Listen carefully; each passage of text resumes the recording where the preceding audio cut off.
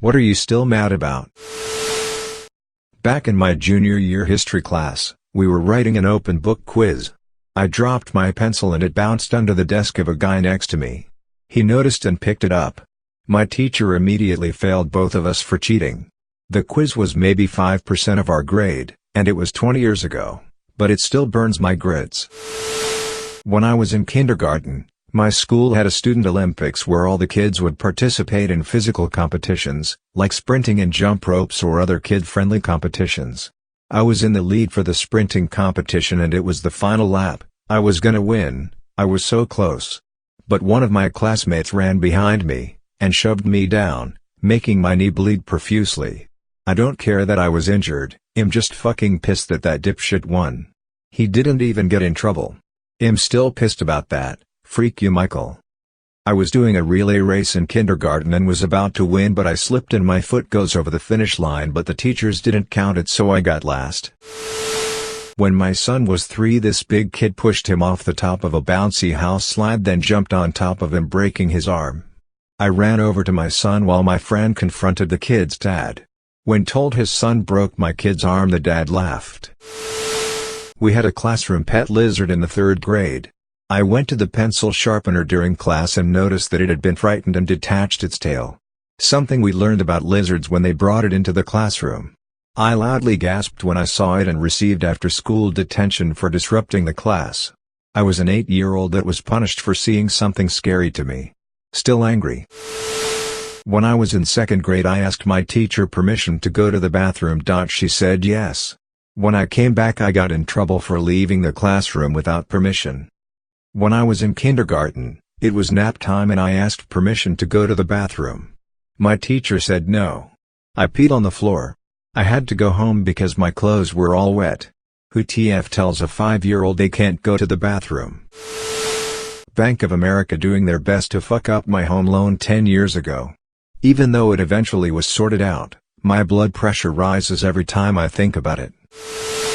So back when I was in kindergarten, my class has a huge snitch. We were doing arts and crafts and I ended up getting her as a partner. She said my name and when I turned around, the string I was holding ended up hitting her in the arm, a string, and she cried and told the teacher had to move my clip down, and my parents kept telling me don't hit people. After all that, I still hate her.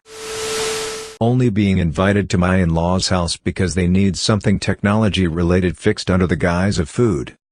LOL. Man, you're onto something there. I remember getting stuck in the basement doing tech support during freaking holidays. What's for Christmas? Billy gets a new sweater, Bert gets new boots, Chrissy gets new cookware, Idiosyncrasy gets to spend 5 hours in the basement trying to clean out viruses from a MacBook.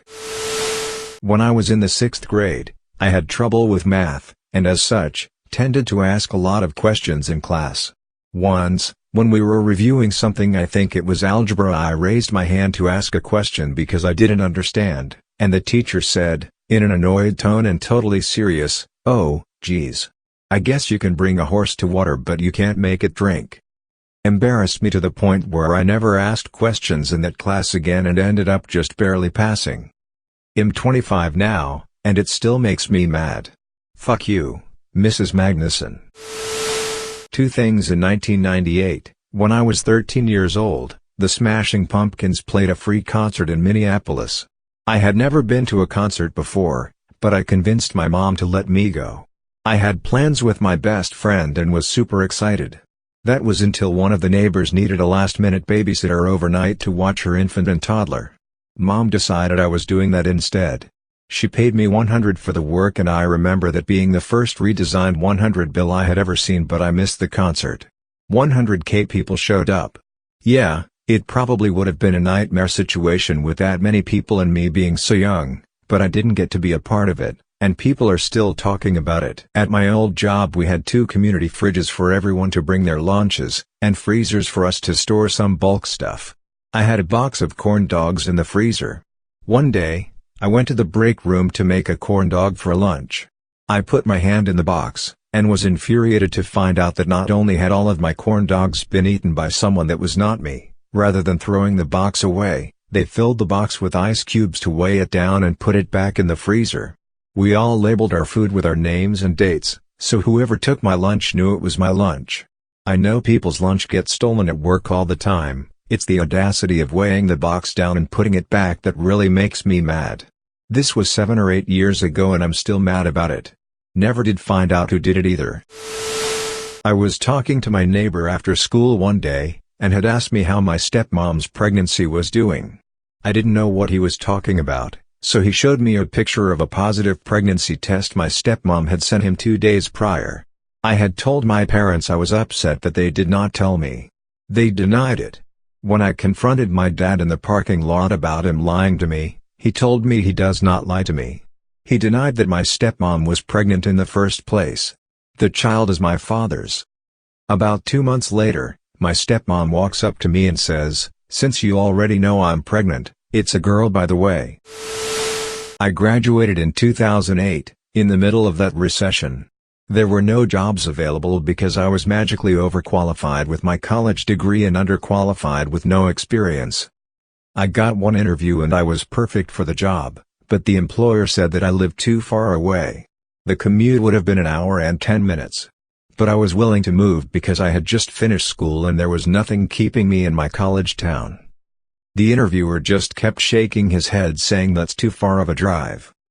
Dude, freaking listen to me. It would have been an awesome job. Being the only second grade class in the history of my school to miss out on the annual apple picking trip, all because a group of boys had been consistently acting out for a while.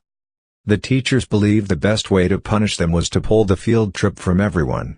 Of course, the boys didn't learn anything from it, and I was left quite bitter that I made it to the final two for a very good marketing job in a hiring process with WWE 6 years ago, only for at the final hour when they made their decision, a former employee got wind of the job and just texted the hiring manager, and both of us were out. I've been in a couple of those interviews where it was clear the fix was in. Once applied for a state agency job where they gave me the questions beforehand and during the interview just quickly asked me the same questions with no follow-up and they were clearly disinterested in anything I had to say. Got out of there in under 30 minutes. Didn't get an offer and frankly didn't want one after that interview. My best friend in 7th grade texted me while pretending to be her mom. She texted me saying that she had killed herself. And when I saw my friend in person the next week, she laughed when I told her that I had thrown up because I cried so hard. Now I have major trust issues and I still have a grudge on her.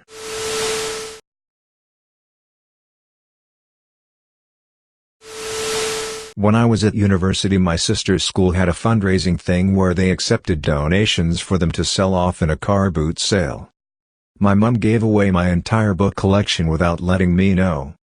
This included a book that my granddad gave to me when I turned 15 where he wishes me the best, a couple from teachers after I left their class and a few that I exchanged with friends when I graduated secondary school. We gave each other a copy of some of our favorite books. I know I'm a nerd. I only found out months later with no way to track them down. When I was 19 and my sister was 16, my parents bought sister her first car. They said it wasn't truly hers, but when either of theirs weren't working they always asked her permission to borrow it. That car eventually was passed to me when they gave her second car. This car was a gift from one of my father's co-workers. The man told him it was for his daughter since the guy worked with my dad since my mom was pregnant with her. When I pointed out that my sister already had a car, it made sense to give it to me. My father explained that since the guy didn't know I existed, the car had to go to my sister. Makes no sense to me, but I'm not about to argue with my dad. So, I asked that if when I'm ready to get my own car could they help me out. He agreed. Time comes when I've been working a while and the piece of crap had gotten from my sis is on its last legs. I did some shopping around and found something. I asked if they could help as they'd promised. I kid you not, my sister called a family meeting and convinced my parents that they shouldn't help me out because I had a job. They of course agreed with her. I'm in my 50s still bitter. Thanks sis. That my parents sold my longboard that I bought and kept the money to themselves. I would have learned to use a skateboard if my cocaine-using, chair-throwing, wife-beating, thrift store Dwayne Johnson-looking ass stepdad didn't snap it in half. On my birthday, my mom let my sister play Nintendogs on my DS. She wanted to buy a new dog. The problem was to do that she had to delete another dog and she deleted Bello, my best dog that I had trained for over a year. My sister was 4 at the time but I am still mad about it. I was at a skating competition about 4 hours away. I came home and found out my aunt had given my cats away to the SPCA and left before I came home, so I couldn't confront her about it. Freak you, Aunt K. Christmas Day when I was 8, I rode my brand new scooter to Grandma's to show my uncle and left it in the front yard. I came out with my uncle less than 5 minutes later and someone stole that motherfucker. I don't remember this, but I was talking to my brother. Apparently he was there too and got his scooter stolen as well. Last year, on Father's Day, I found out that my father had passed away weeks prior. His wife, not my mother, kept that information from me purposely, and even used his cell phone and pretended to be him via text after he had passed. I will never get over this. Edit. Thank you all for the kind words. I rarely post and this kinda blew up, so I'll answer a few questions. I don't know if there's an inheritance. I've been told he blew a lot of his money on medical expenses and she was basically paying for everything at the end. I've called the probate court pretty much every month since it happened and nothing has been filed. I'm doing okay at best. It's been tough at times. Obviously this past weekend was rough, which I think is why I decided to randomly reply to this quest. I currently don't have an insurance though, that is changing soon, so I haven't been able to speak to anyone about it. Wow. Thank you for Reddit Gold. Not really sure what to do with it. I'm completely taken aback by the response of all you wonderful internet strangers. You've given me the courage to pursue this further and post this to r/legal advice. You can't even begin to understand what this means to a man who's been struggling with his self-worth. Thank you all so much. My dad always harassed me for not liking watermelon. He called me picky. I was one of the most open-minded kid eaters ever.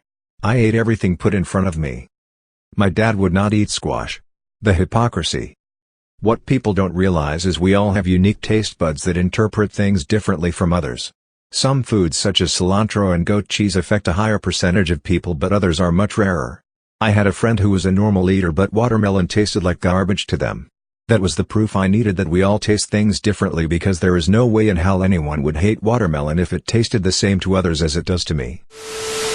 I had a friend as close as a brother steal $500 cash from my wallet, and proceed to abuse the fuck out of my kindness. Good news is I got the money all back after he realized I was on to his theft and not falling for his lies. Bad news is he sliced my couch up, pretended to find 200 of the 500 trying to masquerade as theft. He even said I should give him a cut of it even though I was still out 300. My couch is still ruined, too, and I sleep on that thing. No longer associated with him, but I really want to curb stomp his bitch ass. When I was 9 years old, my friend and I had the original red and yellow Pokémon games. We spent months getting every Pokémon we can and evolving them to complete the Pokédex. We saved up our money and bought a link cable just so we can trade. Another month or so my friend's parents buy him blue version. We were ecstatic. We rushed through the game just to collect the exclusives to that game and trade it with one another. We each were at 149 Pokémon.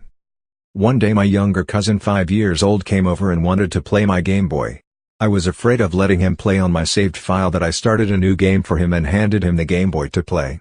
Later on that day I took my Game Boy and went over to my friend's house. I started up the game and saw Player ASH. Badges 0. Pokédex 1. Tom 0 and 3. My heart sank when I saw that. I knew exactly what happened. That little dipshit saved over my file. I was bawling when it happened and my 8-year-old friend was consoling me saying it's going to be okay and we're going to do it all over again. We never did. When I confronted my cousin he said he didn't know what he was doing and pushed every button in the start menu. Still mad about it today. I will never get Magmar. I will never get 150 ever again.